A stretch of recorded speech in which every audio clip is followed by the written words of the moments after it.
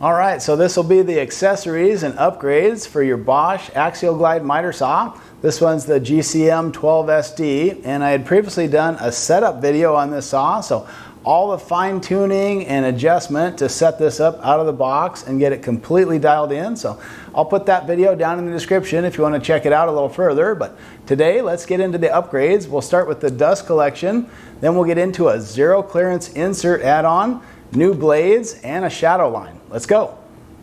The first add-on will be tackling dust collection on the miter saw, and this is notoriously terrible on miter saws and particularly sliding saws, so we're going to see if this rig does a little better.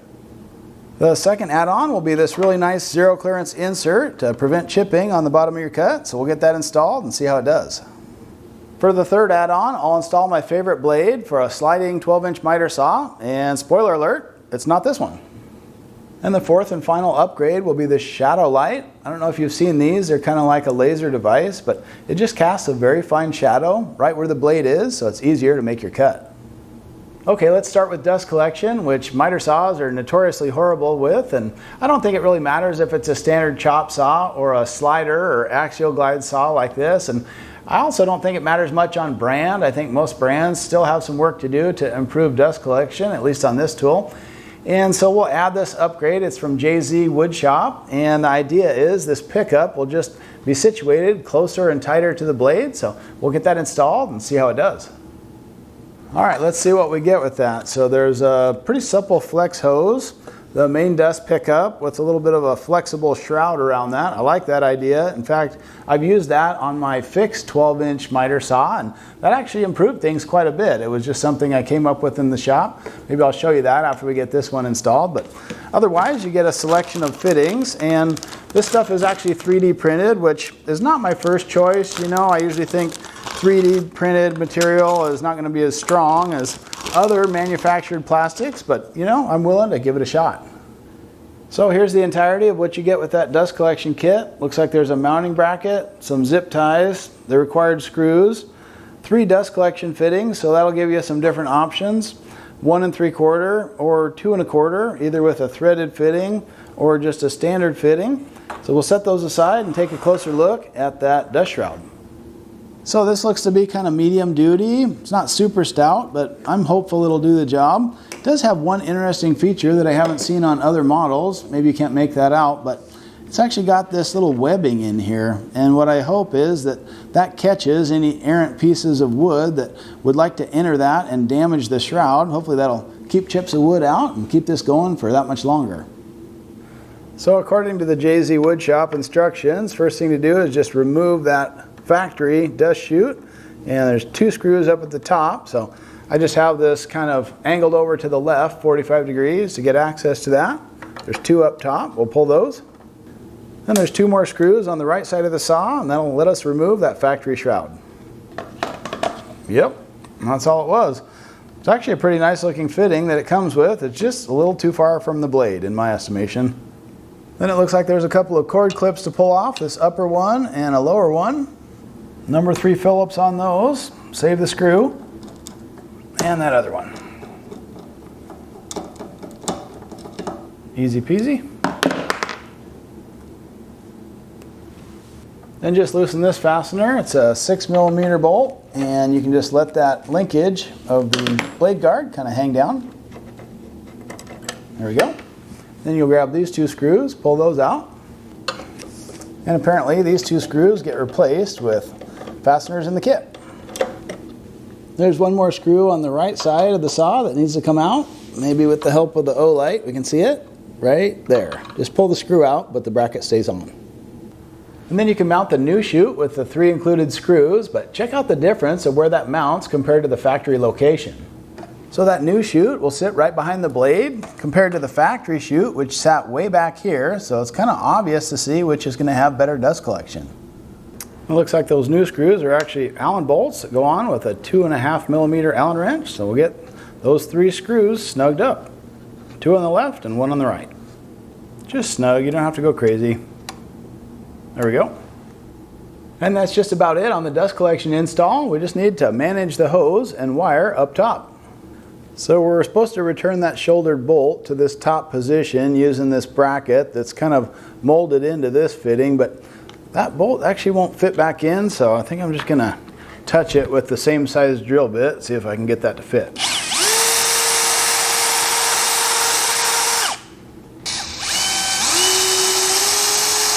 There we go. I mean, that just took a sliver, hardly anything. So we'll return that shoulder bolt to that top threaded insert. And that bolt fit just fine in the lower bracket, so we'll just install that at this location. Perfect. And you've got wire management clips all along the way, like that. And a couple of zip ties. Keep everything right where it belongs. Looks good. I'll just add that 1.75 to 2-inch adapter, and it looks like that just slides on and then twists to lock in place. All right. Looks like that's a perfect fit for my Stealth Sonic vac. That'll work. And right away my hose popped off the dust chute down below, so I'll have to create a little more slack and maybe add another zip tie around that last fitting.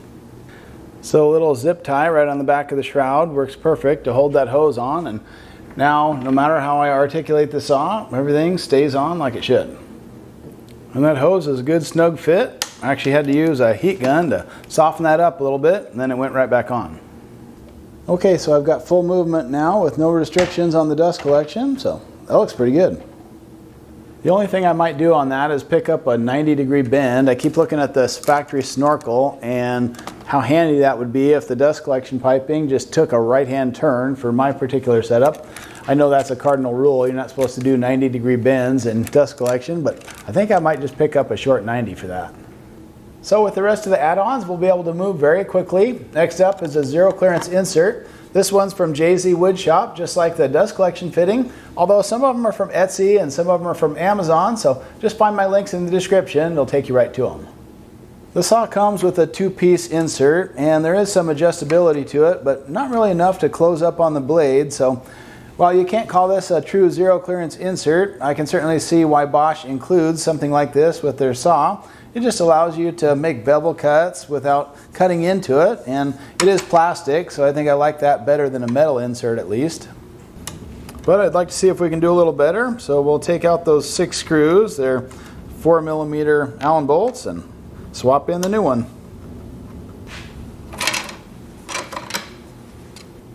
The new insert feels nice and solid, and it's a 2-piece, but it's a front and back rather than a right and left, and I like the way that the 2 pieces interlock there, just like a puzzle piece, so we'll just fit that together and get that installed.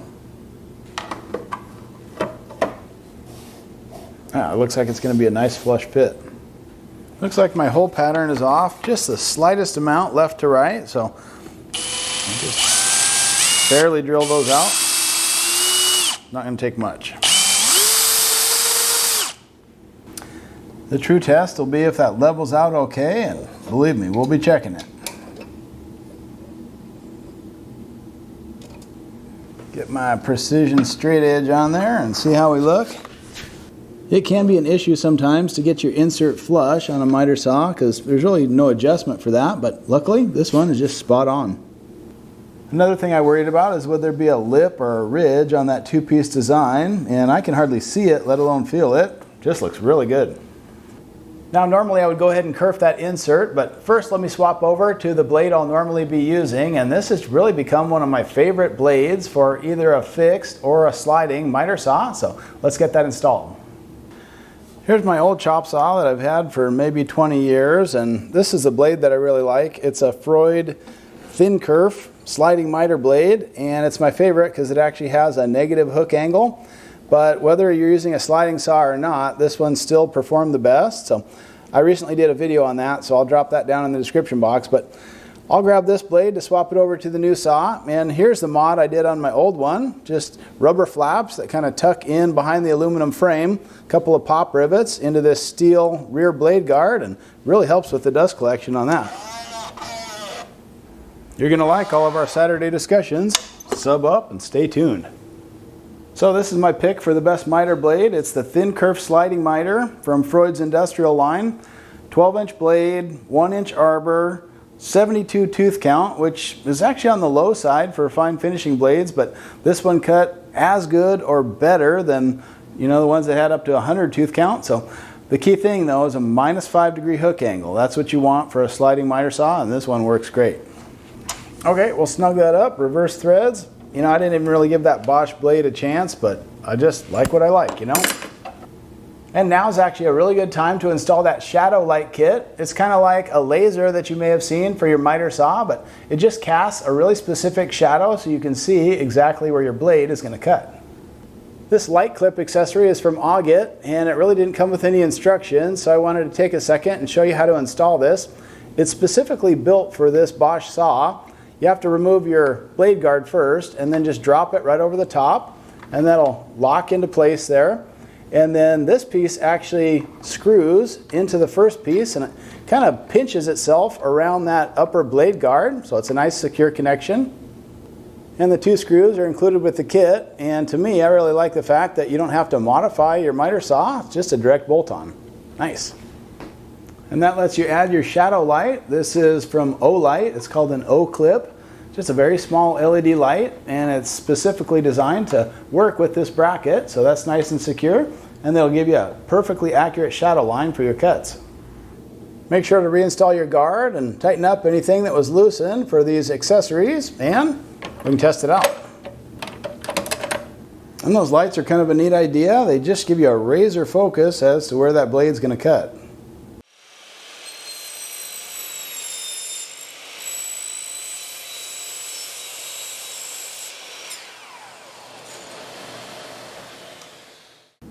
These workpiece supports are pretty nice on this saw too, so we'll slide those out and see if the dust collection mods help much.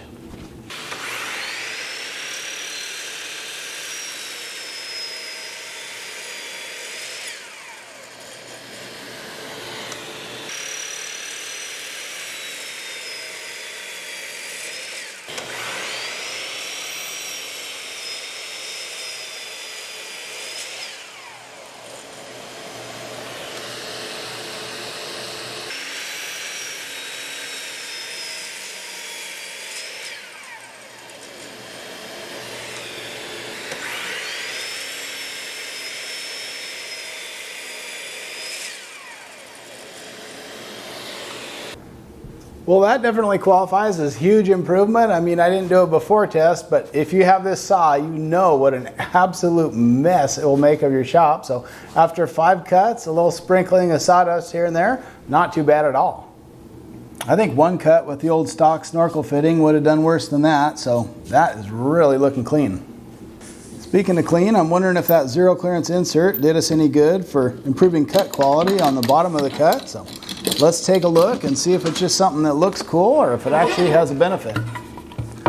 So here's the back side. You can see what kind of splintering you can get with this white oak, but that bottom, now being fully supported, just looks razor clean. So a big difference with that zero clearance insert as well. I'll clean up my scraps and we'll do a final assessment on all these upgrades. So that dust collection upgrade from JZ Woodshop is a clear win for me. You know, they seem to have done some real thorough engineering on that, because you can accomplish just about anything with this system that you could with the original snorkel type dust collection, and it's just vastly superior to what the saw came with. So I'm really happy with that. I don't see many negatives. You might have a little workaround to do on getting a 90 installed or something so that it doesn't interfere with the wall placement in your shop, but other than that, this thing is 5 out of 5, a great improvement. Now on that zero clearance insert, also from JZ Woodshop, I feel very good about that, and it really seems to improve cut quality. I like the way it's built as well. It's nice and sturdy. Now granted, if you're doing a bunch of bevel cuts, you will eventually eat into the material just like any zero clearance insert, but for me and the type of work I do, I'm building furniture or making cabinets, and that's usually 90-degree straight cuts or simple miters, and it's a perfect solution in my shop. You may have your preference on the best blade for this saw, but keep in mind that sliding miter blade from Freud. Again, you'll find links to all these weird products down in the description if you want to research them a little or pop on one or two. Remember, you don't have to do every upgrade in the book to make a noticeable difference. Sometimes it's just one thing that happens to be lacking on your saw. So that is my favorite blade, and I've tested quite a few of them. You can find my other video resources as well if you want to look at the research I've done in picking the best saw blade for these 12-inch sliding miter saws. But I tell you what, all in all, these upgrades have been great. The one that maybe is a question mark for some people is that shadow line light, just because people haven't used that or they haven't seen it. For me, I like it and I'm going to keep it, but if you told me, hey, you're crazy for putting a light or some accessory that close to your blade, I really couldn't discount that opinion. It is a bit of a risk, I suppose, but the bracket is sturdy and the light is easy to access and just pull it off to recharge it. So to me, that's better than running a wire that's permanently in there by the blade. So let me know what you think in the comments. But hey, thanks for watching. Make sure to subscribe to the channel. Love to have you on board, and we'll see you next time. Oh yeah, that's the stuff. And that doesn't get spongy when you cut into it? No, seems to stay nice and rigid.